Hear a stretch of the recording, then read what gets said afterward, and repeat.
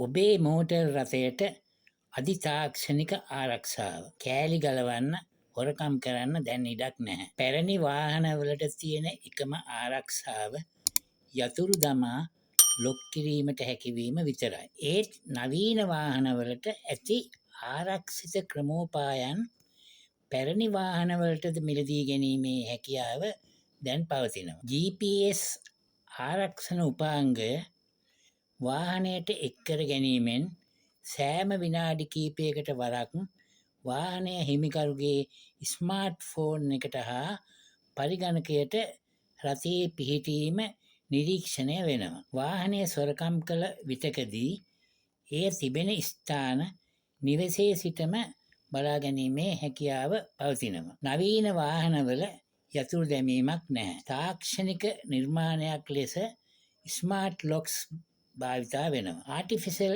Intelligence ක්‍රමවේදයට අනුව වාහනයේ හිමිකරුගේ හැසිරීම, ඇඟිලි සලකුණු, මුහුණ ආදී දේවලින් වාහනය පිටත්වීම හා අගුළු වැටීම සිදු වෙනවා. ස්ටියරින් වීල් එක ක්‍රියාවිරහිත වන ලෙස අමතර ආරක්ෂණ උපාංගයක් නවීන වාහනවලට සම්බන්ධ කර තිබීම නිසා වෙනත් අයෙකු රථය පදවාගෙන යාම සම්පූර්ණයෙන්ම අවහිර කර තිබෙනවා. රථය නවතා තිබෙන අවස්ථාවක දොර අගුළු විවෘත කිරීම ආදී රථයට සිදුවන යම් හානියක් එලාම් ස්විච් සෙන්සර්ස් මගින් ජංගම දුරකථනයට හෝ පරිගණකයට දැනුම් දීම සිදු වෙනවා. නවීන වාහනවල ඇති ඉමොබිලිසර්ස් අමතර උපාංගය මගින් අනවසරයෙන් එන්ජිම ක්‍රියාත්මක කිරීම මුළුමනින්ම නවතා තිබෙනවා. මේක තමාගේ වාහනයට ලැබිලා තිබෙන හොඳම ආරක්ෂාවක්. වාහනයේ පැති කණ්ණාඩි ආදිය සොරකම් කරන අය